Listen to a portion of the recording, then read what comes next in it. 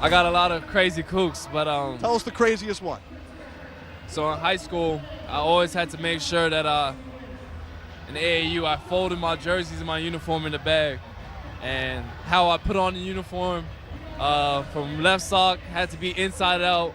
I had to make sure that every other tournament I was like switching shoes, just kind of little superstitions. Eventually I grew out of it, but I definitely feel like it's those little things that kind of contribute to work. All right, what do you have to say to our guy Brendan Haywood, who's up there tonight and said that Cam Reddish was the best dressed guy in the building tonight? Everybody has their own opinion, so, you know, if that's what he thinks, that's what he thinks. You just don't think Brendan's the best dressed guy here tonight. We know that, right? Back Right. to you guys. All right, thank you very much. We talked about Alexander Walker. My Here's a guy man who Jared could tried be to a throw me real under the bus, star. didn't he? No, he didn't try. He No, did. he did officially. He threw me under the bus and he backed over me a couple times. He did officially. Now Miami He's going to get you a hat, though. is their pick is coming up next. And I say that because, and I have not done this at all, but it's 43 picks and only the adults are watching at this point. There are times that the picks come in early and we know, and I don't say anything. But this time I want you to hear, hopefully, a reception behind us, because the name you've been waiting for is about to find himself to the Miami Heat. Bol Bol. Yeah! Woo! Yeah! He's going to the Heat where his dad played. That's a good spot for him. That's a great spot. Great spot. And see, that's Pat Riley, Eric Spoelstra, throwing Alonzo Mourning in that grouping about, you know, just knowing Wait, he got who traded. to pick. I think Denver'd be But a he good did get place for him. traded. Denver I think just Denver'd be traded better. Literally, Denver just traded for him. I mean, the hello took like 5 seconds. Wherever he's All going. right, Denver. Very everybody, Denver, Denver. Denver, whatever. Go Denver. And Now that's we're the Family Feud family. And that's a smart move by Tim Conley, getting a player that maybe has some injury concerns. But a lot of people thought that, you know, had he not got hurt, he would have been a top 10 pick in this draft. And they did the same thing last year with Kevin Porter Jr. Not Kevin Porter Jr. Michael Porter Jr. Yeah. And so, like, in Denver, they understand, hey, we're not always going to get the best players in free agency, but what we have to do is be very smart when we draft players. They have a history of drafting guys lower in the draft, developing them, and watching them turn into stars. And look, the Nuggets being out west clearly saw him. Not that you can't scout from anywhere in the country, but we're familiar with his ability at Oregon. He averaged over 20 points a game before he got hurt. He can score all over the court. You know, the bottom line will be strength for him. As you can see here, look at the highlights here, B.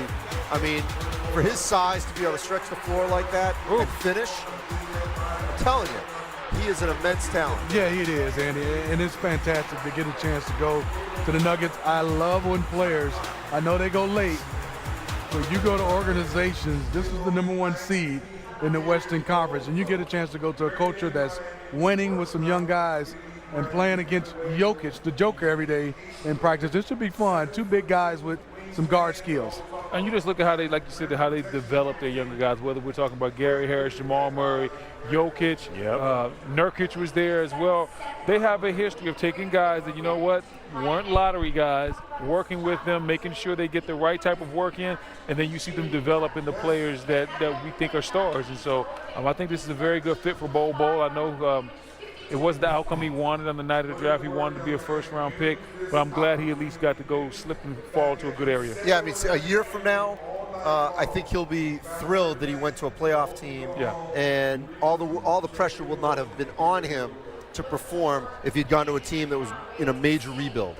Once you leave the first round, it's all about fit, because it's all the same contract, basically, or the same opportunities, and then it just comes to minutes and it's all about fit. This is a good fit. Let's go back to the list we showed for those just joining us. Montrezl Harrell, Malcolm Brogdon, and in Denver, who's that? Oh, Jokic. He was a second-round pick.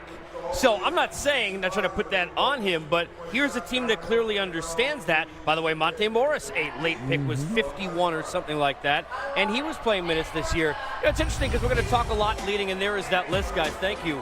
Going into, Brendan, this free agent fever of all the craziness, everyone talking about Western teams, right? So you're hearing people talk about what can Houston do. People don't talk about Denver. People still sleeping on Denver. Is that a mistake when you look at what happened to them last year in the learning experience they went through in the postseason? How dangerous are they now? I think Denver is very dangerous because their young guys got a taste of the playoff experience, and normally you have to get that taste before you develop into a high-level team that's going to make a big-time run in the playoffs. So I look at this Denver team, how successful they were. I think their young talent's going to continue to get better. And then when I look at the fact that they're going to get a player like Bol Bol and get Michael Porter Jr. healthy next year, I think they can be a lot better than last year's team. And we keep saying the West is wide open right now with Golden State not being the top of it, and Denver was number 1 in the West for a large part of the season. Yeah, Millsap really one guy. Look, they're not going to opt in and get to 30, so there are some changes. But the Michael Porter Jr. thing is interesting because we talked about Lonnie Walker before, right? Here's another guy people forget who at one point was the top dog being talked about before the injury. What about kind of what might happen and transpire with him with this franchise now? You know, he's that type of talent, but also he's that type of fit if you don't pick up Paul Millsap. And if you do pick up Paul Millsap, he's playing and learning from a power forward like that. He can play off the ball, he can play inside, and you have Jokic, a passer and big, and then you have shooters. I think Michael Porter Jr., along with some of these other guys, they develop another year. They got a chance to lose in the playoffs. This is a dangerous team. We don't talk about them where places to go, because they have so much talent. Right. I don't know where you can really add that much more talent, but unless they're like a second round, like a Bol Bol. I think it's incremental improvement. Murray can get better. Jokic can get better. That's right. You know, it's unlike in Houston, those guys aren't going to improve. They're just going to maybe play well. In Oklahoma City, they're not going to improve. Denver's still ascending, so you're right. And if they just can stay as rock solid as they are defensively, and then improve a little bit more offensively, they're right there. It's interesting. I mean, you guys know better than I do that everyone assumed that suddenly, you know, because of the talent, obviously with AD and LeBron, that the Lakers pass all these teams, and yet Denver and Portland, you know, clearly are getting better and should be right there. Yeah, they definitely will be right there. And it's going to take some time for the Lakers to gel when you talk about LeBron and AD learning how to play together and getting some other role players in there to fill out that roster. Now you have a team like Denver. They've already gelled, and it's back to what Tom was saying. Now it's just the young guys continuing to grow because they've gelled. Everybody knows their role. They know how to play together. Now it's about the summer workouts and getting better, being a little bit hungrier, and dropping in the draft can definitely give you that fuel. Skill set, and John Beilein did a nice job of moving him around inside out. He got better and better, I thought, throughout the year. Second team All Big Ten. He has good size, he's got a good shot, he has a good motor. I thought he would go a little bit higher than this, but not a bad place in Sacramento. They have something, I think, special going long in Sacramento. He will fit in. Yeah, and look, the Kings are a team that, very interestingly enough, I think because of the way things ended in terms of not being in the playoffs, but people kind of slept on their growth last year. And they get some money freed up, and they have some questions and options when you think about kind of Cauley Stein, where does he fit moving forward? But Tom, when you look at that backcourt, the growth of those two players, not just Fox, Hield as well, a big story last year for Sacramento. Yeah, they got more competitive. They had a hot little run there, and then they couldn't maintain it. So it's at least a step in the right direction. I still think they need one of those guys to really step up and take a major star-type step forward if they're going to carry to carry the team to the next level. We look at kind of where we are at this level of the draft, just a few picks remaining. We'll get a chance when we come back on the other side, talk about winners and losers, but it's been about Bol Bol finally getting drafted, even though he went to a team 5 seconds later he thought he wasn't going to. So Miami, no. Denver, yes. And a conversation with Jared Greenberg. Yeah, Casey, it's been a roller coaster of a night here for Bol Bol here at Barclays Center, but tell you what, the faithful fans who have stayed here in Brooklyn gave you quite the ovation. How's that been feeling for you, hearing all these fans cheer? I'm thankful that they stayed, and it made me feel a lot better hearing my name, from all the fans, and it cheered me up a lot. What was going through your mind as the night went on and pick by pick passed and you didn't hear your name? I mean, it's rough not going where I thought I would go, but I'm really just blessed to be here and make the best of my situation. Bol Bol, you told us before the draft started that you felt you're one of the top 3 best players in this draft class. What is it that you think had all these teams pass up on you until ultimately it appears Denver is going to pick you at 44? Honestly, probably because of, like, the medical stuff and like my body frame, and not very like big for the position I play.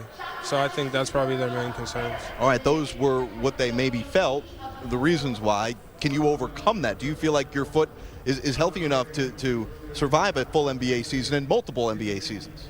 Definitely. My foot is back to 100%. And the weight situation was because I haven't been able to play for such a long time. So once I start getting back into it, I'll be fine. You said one of your favorite NBA players to watch has been Kevin Durant. He's a guy that's endured, I believe, 3 foot surgeries in a span of 8 months. He was able to overcome that. Do you feel like you'll be just fine? Definitely. And that's one of the reasons why he's my favorite player, just because like everyone always doubts him, but he always comes back and just does what he does. Well, if the reports are accurate that you're going to Denver, the Nuggets have a starting center right now who is one of the guys in contention for the most valuable player award this year. He was a 2nd-round pick. Does that give you some hope? I actually didn't know that, and that's amazing because he's a very great player. Yeah, Nikola Jokic is. Listen, we know about your father. Is this still a proud moment for you and your family, and something that you'll still cherish? Definitely. Very good moment for especially my mom and my little siblings. They've been looking forward to this just as much as I have. Well, Bol Bol, we're looking forward to seeing what you do out there with the Denver Nuggets. I know your father's looking down on you and proud of you. Thank you very much. Appreciate it. Bol Bol is the 45th pick of the 2019 NBA Draft. We still got plenty more to go here as we've got about 11 more picks to go. And we'll come back live at NBA TV.